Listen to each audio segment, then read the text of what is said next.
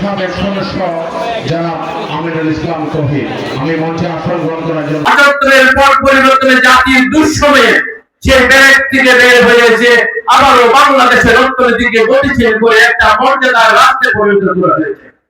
একইভাবে স্বৈরাচারী সরকার যখন বাংলাদেশের মানুষের ভোটের অধিকার ফিরে নিয়ে বাংলাদেশকে দুর্নীতিতে যখন ক্ষতিগ্রস্ত করছিল, ঠিক সেই সময়ে দেশনেত্রী বেগম খালেদা জিয়া ঘর থেকে বের হয়েছে। আপনাদের সবার আনাচে কানাচে ধারে ধারে ঘুরে বাংলাদেশের মানুষকে একত্রিত করে আবার ৯০-এর গণ অভ্যুত্থানের মাধ্যমে বাংলাদেশের মানুষকে অধিকার ফেরত এনে দিয়েছিল। বন্ধুরা, আপনাদের আন্তরিকতা ভালোবাসার কারণে দেশনেত্রী বেগম খালেদা জিয়া বাংলাদেশের অর্থনীতিকে এমন একটি গতিশীল পর্যায়ে নিয়ে যেতে চেয়েছিল যাতে বাংলাদেশ আজকে সিঙ্গাপুরের মতো একটি দেশে পরিণত হতো, যদি সেই ধারাবাহিকতা আমরা ধরে রাখতে পারতাম। বন্ধুরা, কিন্তু বাংলাদেশের পিছনে তো সেই টিকটিকি লেগে থাকে, বাংলাদেশের পিছনে তো সেই ষড়যন্ত্র লেগে থাকে, তাই পারে না। তাই আমাদের তারুণ্যের অহংকার তারেক রহমানকে ধ্বংস করে দেওয়ার জন্য সেই ওয়ান সরকার তাকে অনেক নির্যাতন করেছে, কিন্তু আপনাদের দোয়া ভালোবাসা ছিল বলে, আপনাদের আন্তরিকতা এবং মহব্বত ছিল বলে আজকে আবার সেই মুক্তিযুদ্ধের সন্তান আপনাদেরকে নেতৃত্ব দিয়ে এই বাংলাদেশের গতিকে অর্থনৈতিক চাকাকে ঘুরিয়ে দেওয়ার জন্য প্রতিটি স্তরে কাজ করছে। বন্ধুরা, হত্যা করার মধ্য দিয়ে বিএনপি নিঃশেষ করা যাবে, শহীদ জিয়ার আদর্শকে বাংলাদেশকে বুঝে বানাবে, কিন্তু জিয়া রহমানের মৃত্যুর পরে গত ৪৫ বছরে বারবার সে মিথ্যা প্রমাণিত হয়েছে।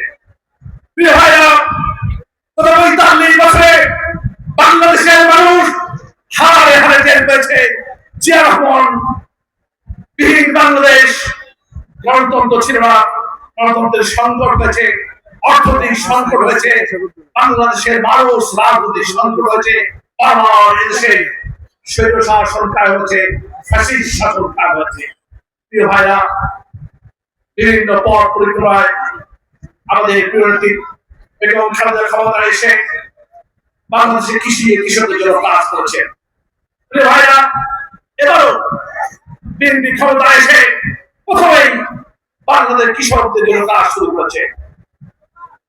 মাত্র কয়েকদিনের মাথায় আমাদের সাধারণ সম্পাদক বলেছে বাংলাদেশের ১২ লক্ষ কৃষকে ১০,০০০ টাকা পর্যন্ত কৃষি সুদ মকুব করেছে। হাতের কানে শুকানোর আগে উনি নির্বাচনী প্রতিশ্রুতির সকল কার্যক্রম বাস্তবায়ন শুরু করেছেন। ইতিমধ্যে আপনারা দেখেছেন ফ্যামিলি কার্ড করে দেওয়ার ঘোষণা দিয়েছিলেন, ফ্যামিলি কার্ড করেছেন উনি। কৃষি কার্ড করে দেওয়ার ঘোষণা দিয়েছিলেন, কৃষি কার্ড করে দিয়েছেন উনি। পর্যায়ক্রমে প্রত্যেকটা কৃষকের হাতে কৃষি কার্ড পৌঁছে যাবে ইনশাআল্লাহ। কর্পোরেশনের চেয়ারম্যান হিসেবে সচিব পদমর্যাদায় মনোনীত করেছেন।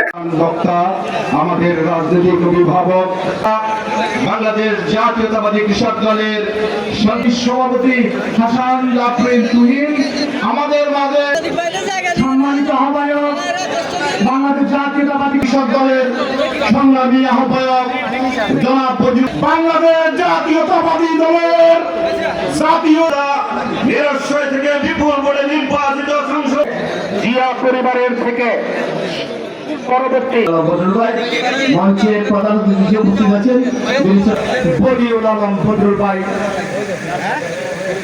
আজকের এই আমি 11 সভাপতি পদে পদবর্তী আপনার ছিল আমন্ত্রিত সকল শাহাদাত বার্ষিকীর আজকের দ্বিবার্ষিক সম্মেলনে আজকে